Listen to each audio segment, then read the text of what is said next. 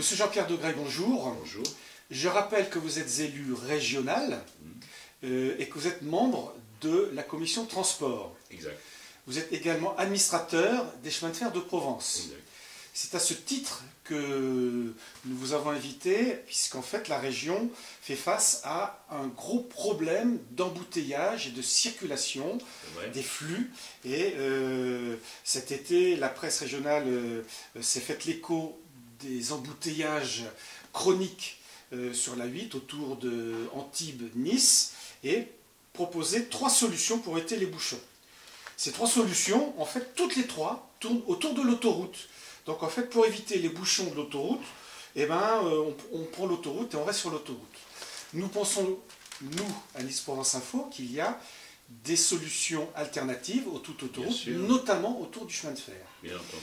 D'autant que la région est extraordinairement bien lotie en voie de chemin de fer, puisque nous disposons de la voie horizontale qui date de Napoléon III, qui fait tout le bord de mer, donc horizontale est-ouest, et nous avons 3 lignes transversales, nord-sud, Grasse-Cannes, Digne-Nice et Tende-Nice.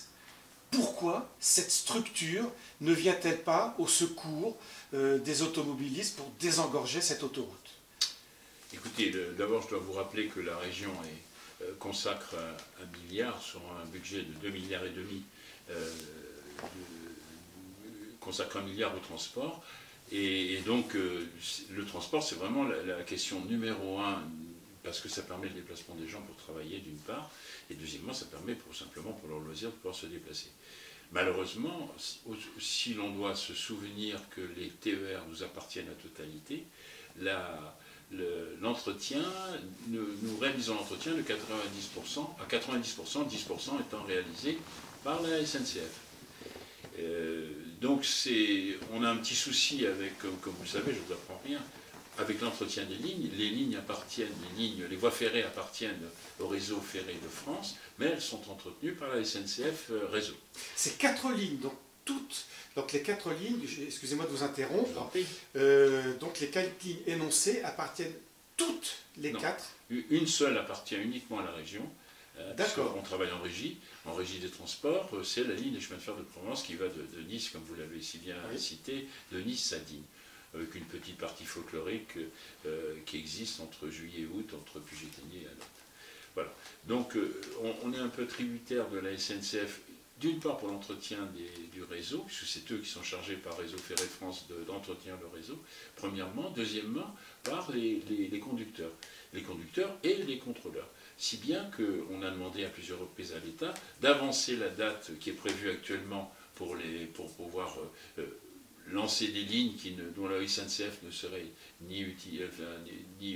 dont ne s'occuperait pas la SNCF, et pour le moment ce n'est pas encore possible, ce sera possible en 2022. Ça c'est le premier souci. Le deuxième souci en ce qui concerne la ligne entre Nice et Tende, c'est que cette ligne pour la partie entre Breil et Tende a été rénovée après 1947, après la France a récupéré ses territoires, a été rénovée par les Italiens et que leur entretien est décidé par l'Italie, même s'il y a une participation française là-dedans. Alors ça fait un deuxième souci. Le troisième souci, c'est la ligne Cannes-Grasse, qui est resté interrompu pendant presque 2 ans, a été rénové. Alors, évidemment, on a une possibilité, si on avait la maîtrise complète sur ces lignes, en tout cas pour les TER, mais aussi pour les lignes Cannes-Grasse et pour la ligne Nice-Tende. On souhaite, nous, la région, en être les gestionnaires complets. Voilà, c'est notre objectif.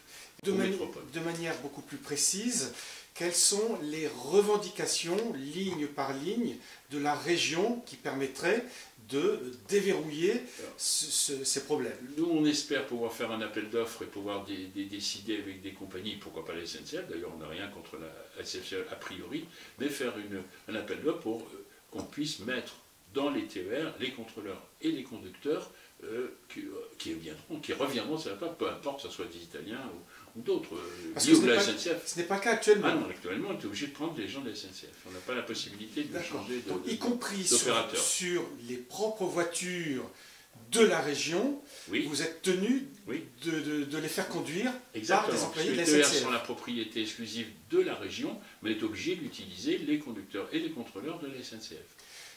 Et vous demandez donc à sortir Absolument. de cette obligation. On doit sortir automatiquement à partir de 2022, mais on a demandé à l'État de le faire un peu plus avant, compte tenu des problèmes. On est la région la plus mal desservie en ce qui concerne les retards pour grève ou les retards pour incidents techniques.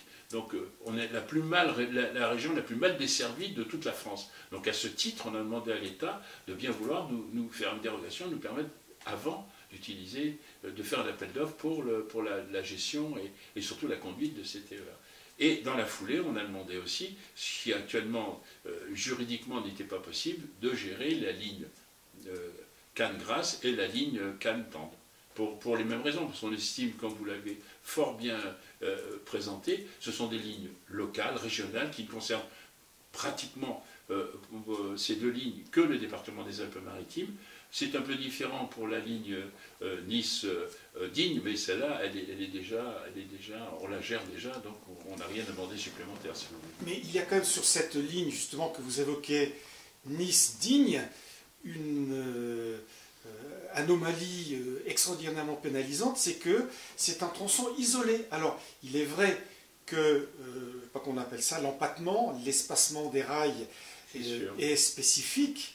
Néanmoins, on peut imaginer des mécanismes de raccordement, mais ce n'est même pas possible puisque cette ligne est un tronçon isolé. Exactement. Ce qui est un gâchis phénoménal là aussi. Là aussi, on a demandé aussi à l'État, en tout cas la SNCF, parce que c'est elle actuellement qui gère les lignes, un complément de ligne qui a existé par la suite et qui est entre Château-Arnoux et Sisteron, qui permettrait de raccorder les chemins de fer de Provence aux lignes SNCF et permettrait de faire Nice-Grenoble direct. Bon, seulement pour le moment, on nous présente des arguments légèrement fallacieux, puisqu'on prétend qu'à Château-Arnoux, il y avait une usine et que le sol est pollué, ce qui ne permet pas d'utiliser la ligne. Surtout que, notamment Nice-Grenoble, par route ou autoroute, c'est très compliqué. Exactement. Et là, cette ligne directe qui existe. Alors, déjà on n'a pas eu beaucoup de chance, si vous voulez, lorsqu'on a souhaité, nous, le département des Alpes-Maritimes, faire une autoroute entre Nice et Grenoble, l'État a préféré faire une autoroute entre Marseille et Grenoble, qui ne s'est d'ailleurs pas terminée puisqu'elle s'est arrêtée à Gap, enfin aux alentours de Gap. Donc déjà, nous, on voulait faire une ligne pour permettre de se rapprocher des Alpes. Les Alpes, on s'appelle les Alpes-Maritimes, donc on a une nature alpine certaine. Donc ça n'a pas été possible, et il se passe à peu près la même chose malheureusement pour la voie ferrée. Donc on n'arrive pas à réunir l'ancien comté de Savoie, si vous voulez. Quels sont les blocages finalement C'est plus des blocages administratifs, en fait c'est des blocages d'État, premièrement. Deuxièmement, c'est des blocages en ce qui concerne la SNCF, qui évidemment essaye de garder l'exclusivité qu'elle avait sur les lignes, malgré les lois qui ont été votées et qui vont d'ailleurs être sous peu en application. Donc c'est surtout de ce côté-là où ça bloque un peu, ça freine, si vous voulez. Ça ne peut plus bloquer complètement comme on l'a vu auparavant, mais en tout cas ce qui est sûr, c'est que ça freine au maximum pour retarder cette échéance. Peut-être, je ne sais pas pourquoi, mais enfin, on le verra par la suite. Est-ce que vous pensez qu'il n'y a pas des freins qui émanent des structures autoroutières qui finalement sont bouchons, pas bouchons? C'est probable. C'est probable. Si vous voulez notre avis, en ce qui concerne les structures autoroutières, on a été surpris. Ce sont des moyens de déplacement qui devraient continuer à appartenir à l'État et donc aux Français.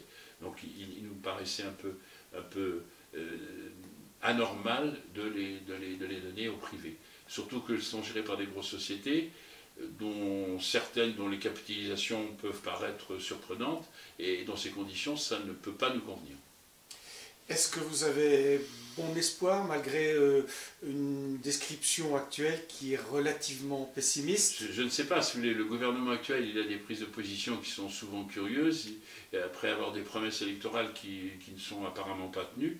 en ce qui concerne les revenus des retraités. Enfin, je ne vais pas rentrer dans ce domaine qui est un peu plus loin de nos préoccupations du jour, mais on ne sait pas exactement ce que fait l'État. L'État, pour le moment, a décidé de faire une ligne nouvelle entre Nice et Marseille. On se demande bien pourquoi d'ailleurs. Enfin bon, il aurait été préférable, à notre avis, de faire une ligne Nice-Aix, directement Nice-Aix. On n'est pas obligé de passer par Marseille.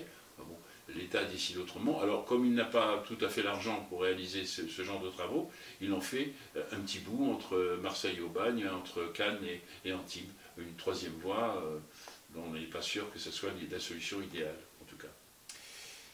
Écoutez, monsieur Daugreuil, nous comptons... Oui, allez-y. Oui, il y a quelque chose que je voulais préciser. La région a acheté à grands frais 2 automotrices à Majorque, donc aux îles Baléares. Pourquoi? Parce que c'est l'écartement de 100 qui nous intéressait, qu'on s'est aperçu que ça revenait moins cher d'acheter des autorails anciens et de les rénover plutôt que d'en acheter des neufs, comme a fait la région Corse. Voilà. Donc on les a transportés par bateau jusqu'à Barcelone, de Barcelone à Lille en camion. Pourquoi camion? Je me suis étonné, j'ai demandé pourquoi on n'a pas utilisé le transport fluvial. On m'a répondu qu'on n'y avait pas pensé.